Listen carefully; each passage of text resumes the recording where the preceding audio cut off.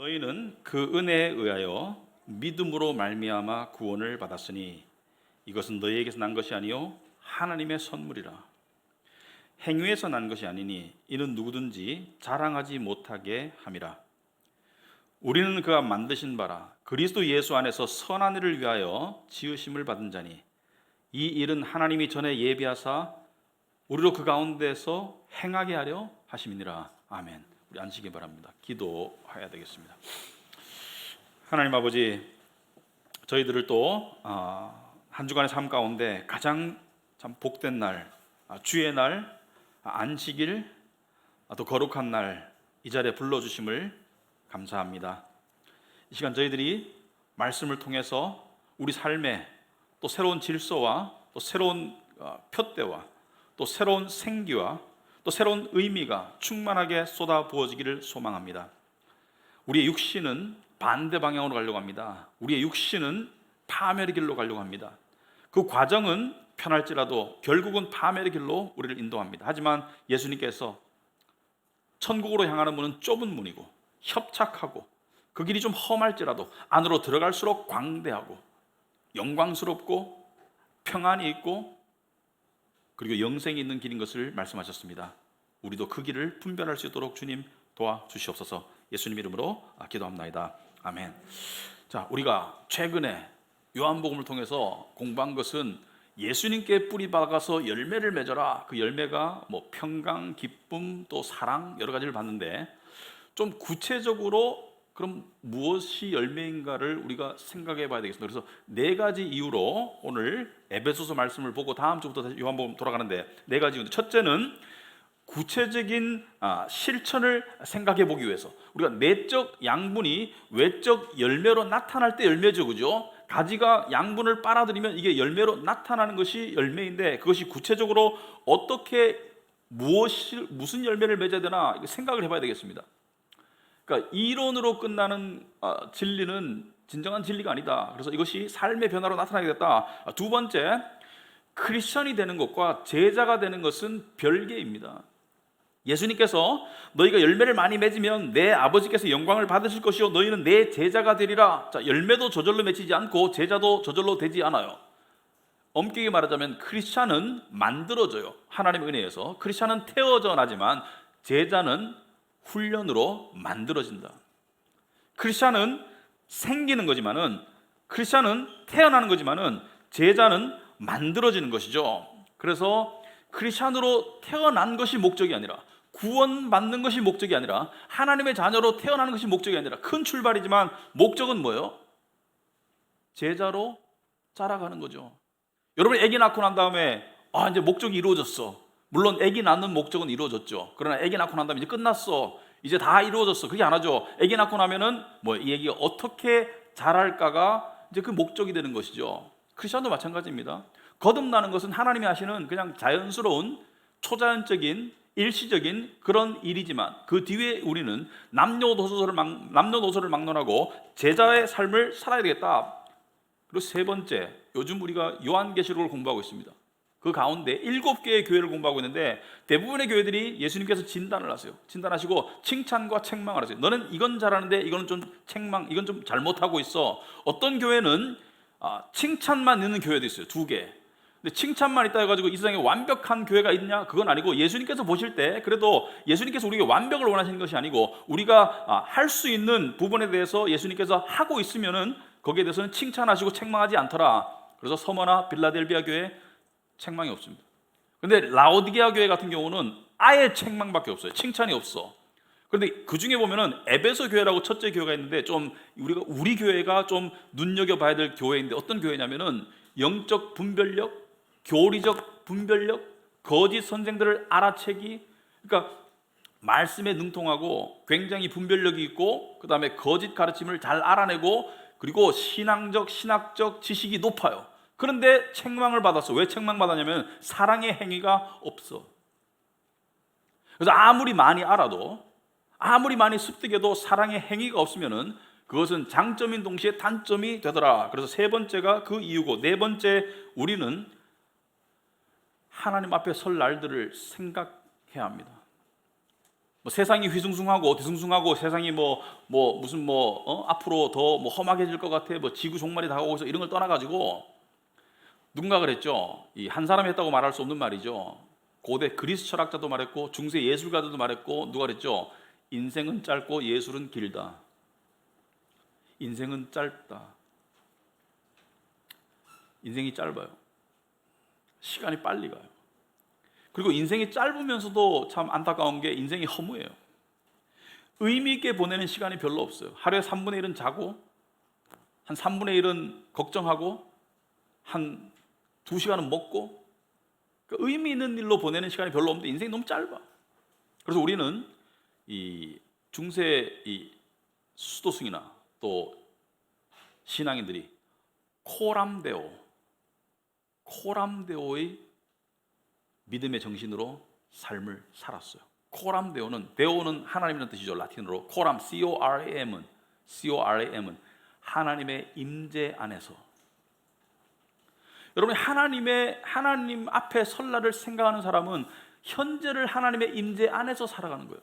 나는 하나님의 오실 것을 기대하지만 현재는 하나님의 임재 안에 안 사는 것은, 그것은 어불성설이죠. 하나님의 오실 날을, 하나님 만날 날을 생각하는 사람은 현재를 하나님의 임재 가운데 살죠. 여러분이 누군가가 사랑하는 사람을 기다리면 그 사람과 현재를 함께 하죠, 영적으로. 그죠?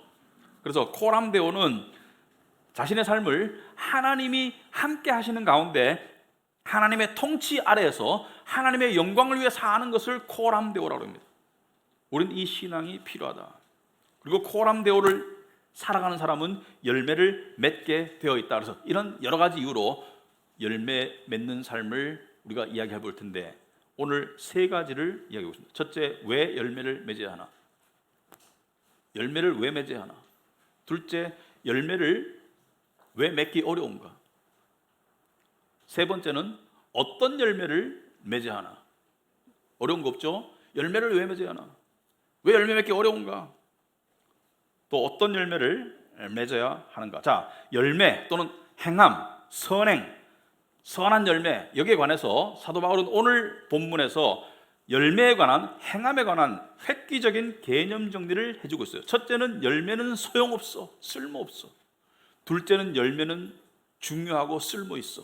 그래서 8절 9절은 열매의 무용성에 대해서 이야기하고 10절은 열매의 유용성에 대해서 이야기하고 있습니다. 무슨 말이냐? 자, 8절 9절에 구원의 조건으로서의 행함은 쓸모가 없어요.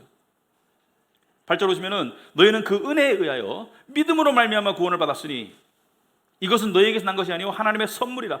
행위에서 난 것이 아니니 이는 어느 누구든지 자랑하지 못하게 함이라. 많은 사람들이 구절을 알고 있습니다. 구원은 오직 하나님의 은혜로, 예수의 십자가로, 말씀으로, 믿음으로, 구원은 오직 그리스도로, 오직 말씀으로, 오직 은혜로, 오직 믿음으로 주어지는 것이기 때문에 인간의 행함이 들어갈 수가 있다 없다? 없다. 인간의 행함이 들어가서 구원을 얻는다는 것은 종교이고 가톨릭 신앙이지, 복음의 진리로서는 인간의 행함과 별개로 인간의 행함에 불구하고, 인간이 행할 수 있는 것은 죄이기 때문에 그 죄에도 불구하고 구원은 전적으로 하나님의 일방적인 은혜에 의해서 주어진다. 그러므로 이것을 믿는 우리는 행함을 구원을 얻기 위해서 해야 한다는 그 강박관념에서 벗어남과 동시에 때때로 많은 그리스도인들은 행함을 경시 여기더라. 그래서 사도 바울은 바로 그 다음 구절에서 이렇게 말하고 있습니다. 그렇다고 행함이 안 중요하다고 말하는 게 아니다. 행함이 안 중요하다고 말하는 게 아니야. 우리는 그가 만드신 바라. 우린 창조되었다. 그리스도 예수 안에서. 왜 창조하셨어요? 선한 일을 위하여 지으시는 바다. 선한 일을 위하여 지으시는 바다니 이 일은 하나님이 전에 예비하사 우리로 그 가운데서 행하게 하려 하심이라. 행함을 이야기하고 있죠. 행함을 위해서 구원을 받았다. 그러니까 구원의 조건으로서의 행함은 의미가 없다. 하지만 구원의 결과로서 행함은 아주 의미가 있다. 구원의 결과로서 행함이 있어야 된다. 사실 행함이 없는 구원은 그것은 가짜 구원이다. 그래서 행함은 양면성을 가지고 있습니다. 구원의 조건으로서는 아무 의미가 없어요. 하지만 구원의 결과로서는 엄청난 증거입니다. 그러므로 행함은 중요한 거예요. 행함은 중요한 거예요.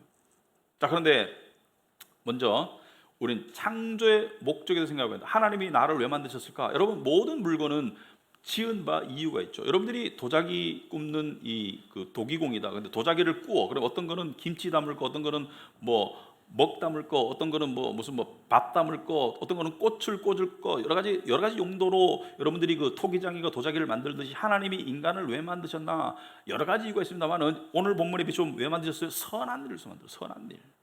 그러니까 선한 일을 하면은 남이 안 알아줘도 마음이 왜 기쁘겠어요? 왜? 신의 음성이 들려오기 때문에. 신의 이 기뻐하시는 그 느낌이 내 양심에 느껴지기 때문에 선한 일을 하면 기쁜 거예요. 특히나 남이 모르게 선한 일을 할 때 그 기쁨은 배가 되죠. 왜? 하나님이 아시니까. 우리 선한 일을 위해서 지음을 받았습니다. 그래서 구원의 목적은 죄 가운데 선한 일을 할 수 없었던 죄인을 구원하셔서 선한 일로 나아가기 위해서 구원을 하셨다. 그러니까 구원은 끝이 아니에요. 구원은 중요한 출발이고, 구원은 필수적인 출발이지만, 구원은 선한 일을 행하는 제자의 삶으로 나아가는 출발선이지 그 자체가 종착역이 아니죠. 많은 사람들이 예수 믿고 구원받았으니까 이제 어쩌라고, 나는 구원받았으니까 에이 이제 어쩌라고, 이렇게 사는 것은 기독교인의 삶을 잘못 살고 있는 것이다. 구원받았으면 이제 나는 어떻게 살아야 될까, 내가 어떻게 살아야 될까를 고민하는 것이 신앙인의 올바른 고민입니다. 세월만 보내는 것이 아니라 우리가 생각을 해봐야 돼요. 여러분, 구원받은 사람이 구원받기 위해서 성경책 보지 않습니다. 그죠? 구원을 받지 않은 사람은 구원의 그 복음의 진리를 깨닫기 위해서 성경책을 보고 깨닫고 말씀을 듣고 그것이 이루어지지만은, 구원을 한번 받은 사람은 구원받기 위해서 성경책 보지 않잖아요. 하나님의 자녀가 되기 위해서 성경책 보지 않잖아요. 그걸 왜 봅니까, 성경책을? 예를 들어서 디모데후서 3장에 보시면은 모든 성경은 하나님의 감동으로 된 것으로 교훈과 책망과 바르게 함과 의로 교육하기에 유익하니. 자, 성경 보실 때 여러분이 위로받고 또 평강을 얻고, 이것도 중요하지만 성경이 뭐예요? 교훈, 책망, 바르게 함, 의로 교육하기. 그러니까 말하자면은 성경은 기분 좋으라고 보는 책이 아니고, 우리를 하여금 선한 하나님의 사람으로 온전하게 해서, 그러니까 준비가 되어서 트레이닝 되어서 모든 선한 일을 행할 능력을 갖추도록 훈련시키는 것이 성경책이다. 그러니까 성경책 보는 이 목적과 관점이 제대로 되어 있지 않으면 하나님과 올바른 교제를 할 수가 없어요. 성경책 왜 본다고요? 선한 일을 하도록 하기 위해서.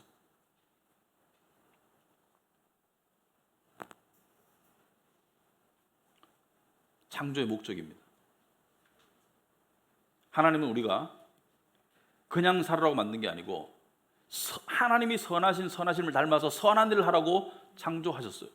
둘째, 왜 선한 행위를 해야 되나? 둘째 이유는 은혜에 대한 반응입니다. 은혜에 대한 반응. 여러분, 우리가 믿는 복음의 은혜는 뭐죠? 도저히 헤어나올 수 없는 죄와 사망 가운데 있던 우리가, 지옥이 운명이었던 우리가, 지옥불에 영원히 타는 것이 운명이었던 우리를 그 운명에서 끄집어내서 완전히 반대되는 천국의 운명으로 바꿔주시기 위해서 하나님은 어떻게 하셨나요? 하나님은 당신의 아들을 보내서 우리를 위해서 대신 죽게 하셨다. 예수님께서 성찬식 때 우리가 하는 말 있죠. 이 떡은 너희를 위한 내 몸이다. 너희를 위한 내 몸이다. 너희를 위한 내 몸이다. 너희를 살리기 위해서, 너희를 구원하기 위해서 내가 행한 죽음의 행함을 말하는 거예요. 그 은혜를 받은 사람이, 그 은혜를 이해하는 사람은 이렇게 물을 수밖에 없습니다. 주님, 저는 어떻게 살아야 하나요? 저는 어떻게 살아야 하나요? 주님께서 우리 보고 어떻게 살으라고 말씀을 통해서 가르쳐 주시죠. 그것을 하나하나 실천해 나가고 순종해 나가는 것을 하나님이 기뻐하세요. 왜? 은혜에 대한 반응입니다. 우리는 값싼 은혜를 받은 게 아니에요. 값싼 은혜는 뭐예요? 그러니까 값싼 은혜는 구원받으니까 네 마음대로 살아. 이 값싼 은혜죠. 값싼 은혜가 엄청나게 값비싼 은혜는 엄청나게 값비싼 반응을 요구합니다. 감사하게도 우리의 그러한 합당한 반응이 부족하고 결여됨에도 불구하고 우리가 버림받지 않는다는 사실은 너무나 감사한 일이지만, 그것을 핑계 삼아서 나태한 삶이나 이기적인 삶이나 세상적인 삶으로 나아간다는 것은 어불성설이에요. 세 번째, 왜 선한 일을 해야 되나? 이 부분은 사람들이 조금 불편하게 생각하는 사람들이 있어요. 하지만 성경에 나와 있는 분명한 진리입니다. 상급 때문입니다. 상급. 여러분, 하나님은 공평의 하나님이에요.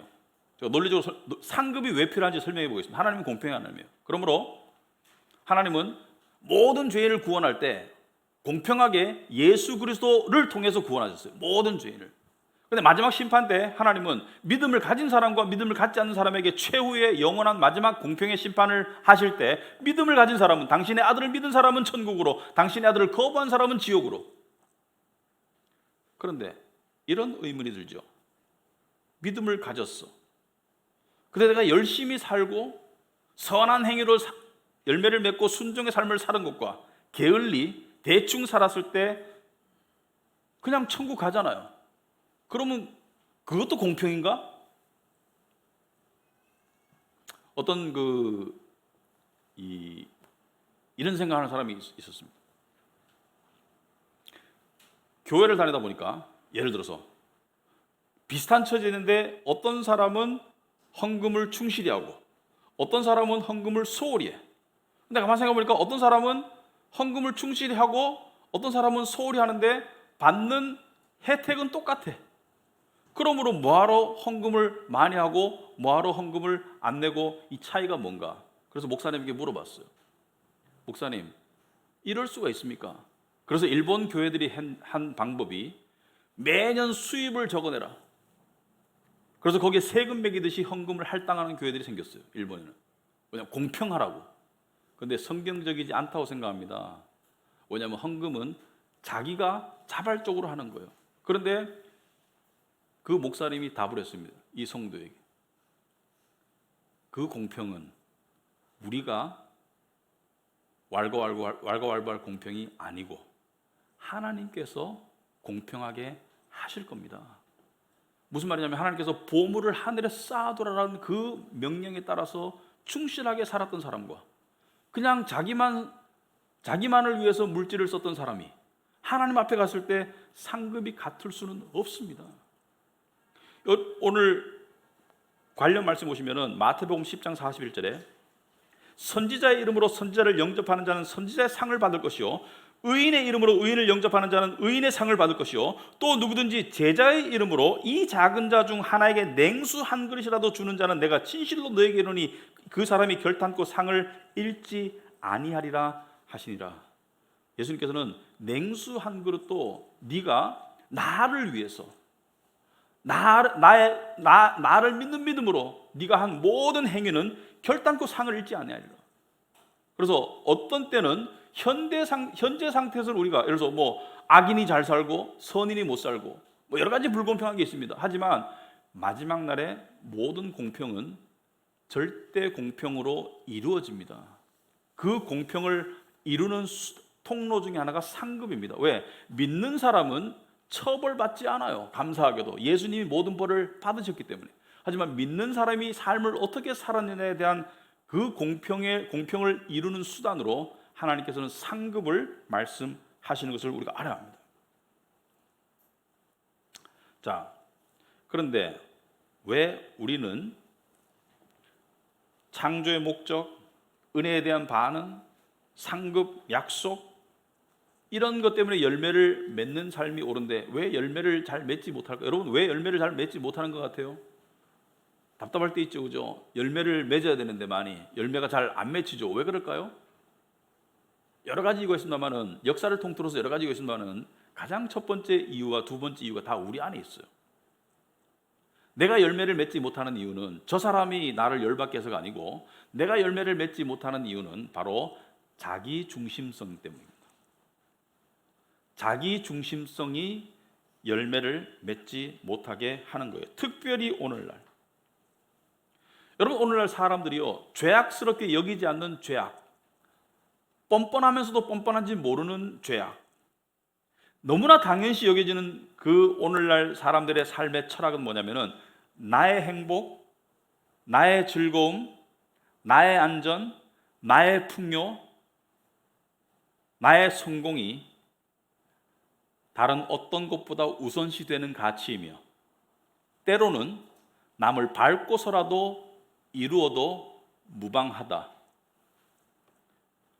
우린 지금 멀리는 미국의 대통령이 그런 모습을 보여주는데도 그런 모습을 보여주고 있어요. 다른 어디를 밟더라. 저는 반미주의자 아니에요. 오해하지 마세요. 저는 미국에 대해서 고마운 것도 많이 느껴요. 그렇지만 제가 예를 들고 있는 거예요. 남을 밟고서라도 남의 이익을 줄여서라도 내 이익이 증가할 수 있으면, 내 편리가 증가할 수 있으면, 내 풍요가 증가할 수 있으면, 내 기쁨이 증가할 수 있으면, 이 자기 중심성 때문에 이 사회 문화가 교회 안에도 들어와 있어요. 그래서 교회 안에 힘든 일은 남이 할 것이지 내가 할 게 아니라는 그 가치관이 뚜렷한 사람들이 너무 많아요.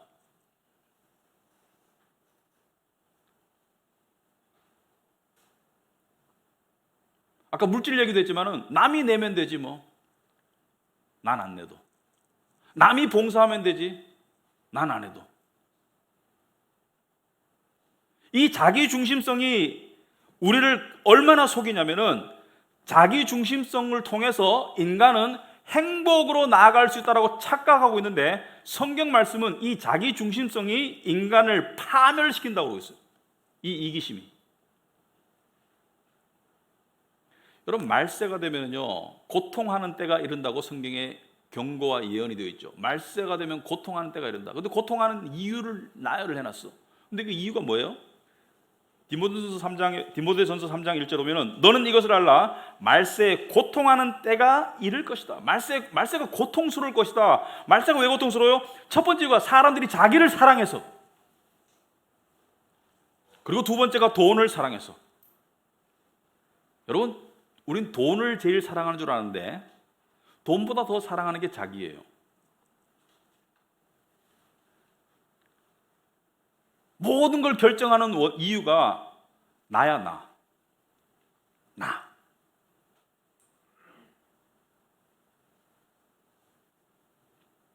이 자기 중심성을 탈피해야 하는 것이 신앙의 힘입니다. 식당을 함께 갈 때도 상대가 먹고 싶은 것이 무엇인지, 이건 뭐 가족 생활, 교회 생활, 여러 생활, 뭐 직장 생활 속에서도 다 적용이 되겠죠. 자기 중심성을 벗어나려면 어떻게 돼요? 사람은 중심성 자체는 벗어날 수 없어요. 여러분 보면은 사람은 무언가를 중심으로 살아가는 그 중심성 자체는 벗어날 수 없어요. 그 중심성을 어디에 두냐지. 그럼 신앙에 있는 중심성을 어디에 두라는 거예요? 하나님과 하나님의 공동체의 중심성을 두는 연습을 해야 된다. 하나님과 하나님의 공동체의 중심을 두는 연습을 해야 된다. 예를 들어서 어떤 모임이 있어. 어떤 모임이 있는데, 자, 갈 수 있는 이유가 여러 가지가 있죠. 첫째는 그 모임에 가서 나한테 유익한 게 무엇일까? 자기 중심적인 이유인데 나쁘진 않아요. 하지만 이것만이 이유가 되면은 안 갈 이유도 분명하죠. 나에게 유익이 안 되는데 뭐하러 가? 뭐 회비는 3,000원이라는데 3,000원 내고 시간 내고 나한테 플러스 마이너스 계산해 보니까 어떻게 되느냐. 두 번째는 강요에 의해서 몇 명씩 꼭 참석하세요. 케어 그룹별로 몇 명씩 참석할지 꼭 정해서 알려주세요. 이런 식으로 강압해서, 우리 교회는 그렇게 안 합니다만은 그것도 많은 이유가 돼요. 강압적으로 하는 사람도 많아요. 근데 세 번째 이유는 좀 독특해. 거기 내가 가면 그 자리가 더 사랑이 증가할까? 거기 갔을 때 사람들에게 더 은혜를 끼칠 수 있을까? 거기 갔을 때 사람들이 더 관심 받는다고 또 더 많은 사람이 와가지고 격려를 느낄 수 있을까? 그렇다면 한번 가봐야 되지. 고상한 이유죠. 자기 중심적이지 않아요. 공동체 중심적이고 하나님 중심적이에요. 우리는 이런 틀을 가져야 됩니다. 특히 지금 세대가 되어갈수록 자기 중심성이 이게 죄인지도 몰라요. 근데 이 자기 중심성이 사람들을 정말로 외롭게 만들고 정말로 이기적으로 만들고, 두 번째 이유는 계산적으로 만들어요. 계산적. 연결되어 있지만 좀 달라요. 우린 너무 사람들이 계산적이에요. 현대인들이. 지금 내가 하는 행위나 지금 내가 하는 결정이 나에게 플러스가 될까 마이너스가 될까 항상 계산하죠. 근데 본능적으로 플러스가 안 되면은 no. 근데 하나님의 원리는 그렇지 않아요. 사랑은 줄수록 플러스가 되죠. 고여있는 샘물을 퍼낼수록 새로운 샘물이 솟아나지, 거기다가 물을 계속 갖다 부으면 물이 썩죠. 욕심은 내려놓을수록 평강으로 나아가게 되어 있죠.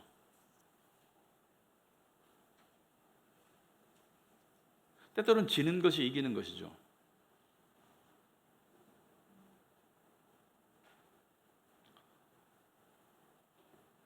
예를 들어서 어떤 부부가 있다고 칩시다. 계산적이야. 우리 교회는 그런 가정 없었기를 바라지만 어버이날 우리 집에 더 많이 할까? 이쪽 집에 더 많이 할까? 계산하고 있다고 칩시다. 두 부부는 행복할 수 없죠. 하지만 상대를 먼저 생각하는 마음을 둘 다 동시에 가졌다면 그 부부는 굉장히 더 화목한 가정으로 나아갈 겁니다. 그래서 이 계산적이고 자기중심적인 이 부분이 정말 우리에게 치명적인, 열매 맺는데 치명적인 그러한 걸림돌이 되는데, 이것을 계속 벗어나지 않고 여기 있으면은 삶이 굉장히 외로워지고 괴로워질 거예요. 왜? 자기중심성은 인간을 파멸시킵니다. 마지막으로 우리는 어떤 열매를 맺어야 될까? 자, 열매는 여러 가지예요. 여러분, 열매는 여러 가지죠. 우리가 맺을 수 있는 선한 열매는 여러분 보고 지구를 구하라고 게 아니에요. 위대한 일을 하라는 게 아니고 여러분이 할 수 있는 열매는 여러 가지예요. 실제로 7교회 교회 중에 계시록에 빌라델비아 교회는 칭찬만 받았는데 이런 칭찬이 있습니다. 네가 적은 행위를 가지고 내 말을 지켰다. 적은 행위를 하나님이 기뻐하세요. 그러니까 위대한 일을 하라는 게 아니에요. 자, 그런데 열매는 여러 가지인데 어떤 사람들은 내가 힘써 맺어야 될 이 열매가 뭔지를 몰라서 고민을 하는 경우가 있을 거예요. 하나님이 나에게 원하시는 열매는 무엇일까? 오늘 말씀에 빌자면 그것 또한 하나님이 준비하셨다고 말씀을 하고 있습니다. 오늘 말씀 보시면은 우리는 그가 만드신 바라 그리스도 예수 안에서 선한 일을 위하여 지으심을 받은 자니 이 일은 하나님이 전에 예비하사 우리를 그 가운데서 행하게 하려 하심이니라. 그 열매를 내가 창조적으로 찾는 것보다는 하나님께 기도해서 받는 것이 훨씬 더 가까워요. 하나님께 기도했어. 하나님, 제가 가지고 있는 달란트로 어떤 열매를 맺기를 원하십니까? 라고 기도했는데 갑자기 교회에서 이런 데 봉사해 줄 분 나오세요 라고 말하는데, 이게 하나님께서 주신 응답인 것 같은데 거기서 그거 하면 내가 얼마나 힘들어질까 이러고 있으면 순종이 아닌 것이죠. 어떤 사람이 교회에서 봉사를 열심히 하는, 진짜 있는데 교회에서 봉사를 열심히 하는 사람이 갑자기 사고가 나가지고 이 반신불수가 됐어요. 그래가지고 집에 있는데 우울하고 정말 쓸모없는 인간 같아. 그래서 하나님께 기도했습니다. 전에는 제가 직장도 다니고 사회생활도 하고 교회에서도 봉사하고, 하나님 아시지 않습니까? 그렇게 살았는데 지금은 아무데도 못 가고 집에 휠체어에 앉아있고 교회 갈 때도 누가 밀고 가야 되고 정말 우울하고 정말 쓸모없는 인간 같습니다. 저 같은 사람이 살아서 뭐 하겠습니까? 근데 하나님의 음성이 들어왔어요. 내가 너를 위해 예비한 선한 일이 있단다. 그 휠체어에 앉은 사람이 주께서 저를 위해서 예비한 선한 일이 무엇입니까? 그것은 이 교회에 가장 필요한 일이란다. 그것이 무엇입니까? 하나님께서 이 교회의 기도의 파수꾼이 되거라. 너만한 적임자가 없단다. 너는 혼자 있는 시간도 많지, 그리고 시간 자체가 많지. 그래서 이 사람이 그것을 순종하고 사람들의 이름을 놓고 기도하고, 또 때로는 구체적인 기도 제목을 알고 중보기도 하면서 그 기도 가운데 정말 하나님과 교제가 깊어지고 자기가 쓸모있는 사람이라는 느낌을 많이 받는 거예요. 왜? 하나님께 쓰임받으니까. 그리고 기도 제목이 응답되는 것을 보면서 하나님의 놀라운 역사를 보게 되고, 그리고 사람들을 불구임에도 불구하고 사람들을 더 사랑하게 되더라고요. 왜? 여러분이 진정으로 기도하는 사람은 만나면 사랑의 마음이 있어요. 왜? 하나님이 주신 사랑의 마음이 있어요. 여러분이 누군가를 위해서 진정으로 기도해 보세요. 그럼 그 사람을 만났을 때 여러분 안에 사랑의 마음이 있어요. 왜? 기도는 우리 안에 그런 것을 넣어줄 수 있어요. 여러분이 하나님의 자녀라면 여러분 모두를 향한 하나님의 예비하신 선한 일이 있습니다. 기도해 보시기 바랍니다. 하나님, 저에게 무슨 선한 일을 원하시나요? 그것이 어떤 일일지는 몰라요. 수백만 가지의 다른 종류의 일이 있을 수 있습니다만, 예를 들어서 예수님께서는 어떤 선한 일을 하셨나요? 예수님께서 보시면은 병자를 고치셨죠. 배고픈 사람들을 밥을 먹이셨죠. 그 다음에 우물가의 여인처럼 도덕적인 딜레마에 빠진 사람에게 어떻게 했어요? 그 딜레마에서 실제적으로 벗어나고 양심의 자유를 얻도록 예수님께서 은혜를 베푸셨죠. 예수님께서는 많은 종류의 은혜를 베푸셨습니다. 창녀와 세리, 사람들에게 손가락질을 하고 받아들여 본 적이 없는 사람들을 받아들여 주시고 식사하시면서 그들에게 뭐요? 나는 너희를 인정한다. 나는 너희를 받아준다. 죄를 회개하고 의의 길로 나아갈 수 있는 그런 어떤 길을 열어주셨죠. 예수님이 여러 가지 일을 하셨어요. 이 중에는 우리가 할 수 있는 일이 있고 할 수 없는 일이 있습니다. 없는 일이 있습니다. 우리 흉내낼 수 없는 일이 있어요. 우리는 소경의 눈을 뜨게 할 수 없습니다. 하지만 우리는 가난한 사람을 도와줄 수 있어요. 우리는 선교할 수 있어요. 그런데 제가 오늘 마지막으로 하고 싶은 말은 시대마다 그 사회가 가지고 있는 절박한 필요가 있습니다. 그 영어로 felt needs라고 그러죠. felt needs. 정말 구성원들이 깊이 느끼는 필요가 있어요. 예를 들어 지금 아프리카에 선교가 있는 제 친구들이 사진을 보내와요. 근데 거기서 정말 선교가 많이 되고 사람들에게 정말 은혜를 끼치는 일은 우물 파주는 거예요. 우물. 한 300만 원 보내서 우물을 파주잖아요. 그러면 흙물을 건져가지고 없는 물을 막 바닥을 파가지고 건져가지고 여러분 보셨죠? 텔레비에서 있으면은 부유물이 조금 가라앉으면 그래도 이렇게 뿌연 물을 마시고 건강에 안 좋잖아요. 그런데 우물을 파가지고 이 우물 판 그 뭐죠? 오픈식을 할 때 물을 이렇게 펌프질을 하는데 물이 콸콸 쏟아지면 사람들이 너무 기뻐져. 와! 그러면서 그 일을 교회 갔다고 하니까 교회의 우호적인 그런 마음으로 교회에 나오죠. 오늘날 한국 사회에서 그런 부분이 어디가 있을까? 여러분 생각해 본 적 있습니까? 제가 작년 가을부터 고민을 좀 해왔어요. 한국 사회 문화적 사회적으로 정말 절실한 부분이 어디일까?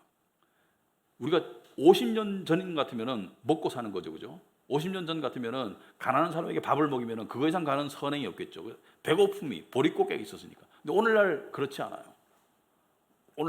물론 그렇게 하는 것도 소중하지만 오늘날 한국 사회에서의 가장 소중한, 가장 절실한 문화적 필요는 무엇일까? 사람이 해결할 수 있는 것 중에서 그것은 바로 관계의 고립을 벗어날도록 도와주는 겁니다. 외로워요. 고립돼요.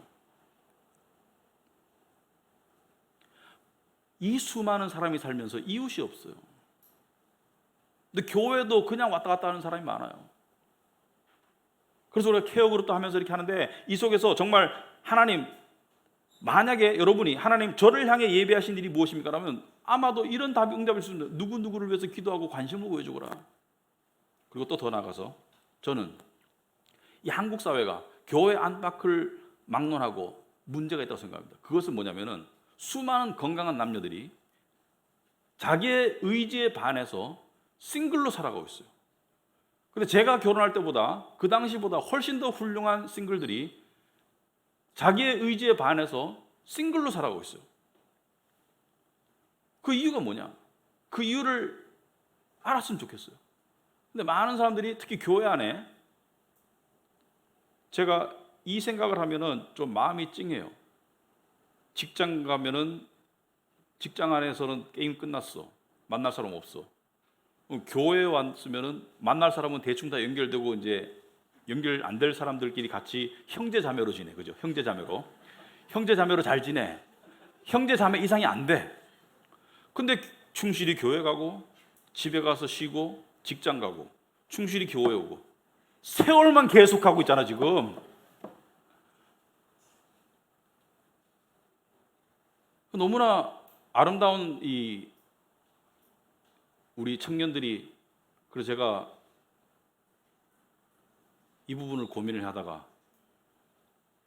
어떻게 하면 우리가 이 사회적으로 이런 부분을 정말 도와줄 수 있고 할 수 있는 길을 모색했었잖아요. 그건 나중에 광고 시간에 이야기를 하겠습니다. 설교 시간에 할 이야기는 아닌 것 같고. 그래서 궁금하신 분들은 지금 영상으로 보신 분들은 광고도 한번 보시라. 이거 우리가요 사회적으로 정말 선행입니다. 믿음의 가정을 세우도록 도와주는 것만큼 선행이 어디 있겠습니까? 이거 굉장히 선행이고 그것도 복음까지 함께 전할 수 있으면 너무 선행이죠. 그래서 그런 부분도, 그러니까 한 개인이 수만 가지의 선행을 할 수 없어요. 마찬가지로 한 교회가 수만 가지의 선행을 할 수는 없어요.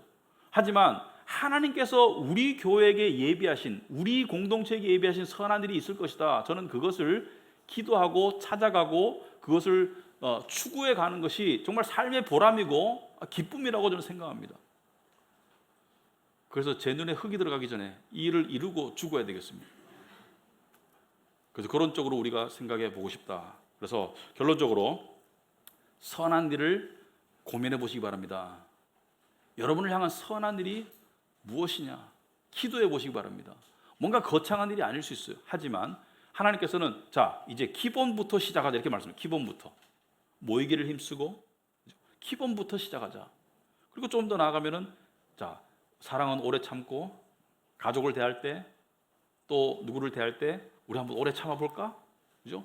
이러한 하나님과의 제자 양육의 관계가 되어야지 하나님과 의미 있는 관계로 나아간다는 것을 기억하시기 바랍니다. 기독교인이 5년 지나고 10년 지났는데 점점 더 열매 맺는 삶으로 나아갈 때 그것이 참다운 구원의 목적이 이루어지는 것이지, 그냥 자기중심적으로 세상적인 가치관을 가지고 그냥 나 편 안에 사는 것은 미래를 향한 준비가 안 되는 거예요. 부끄러운 구원을 받을 겁니다. 하지만 우리 모두 하나님 앞에 착하고 충성된 종아, 네가 적은 일에 충성하였으니 내가 이것을 맡기마. 우리가 천국 갔을 때 그런 하나님의 이 음성을 들을 수 있기를 축원합니다. 기도하겠습니다.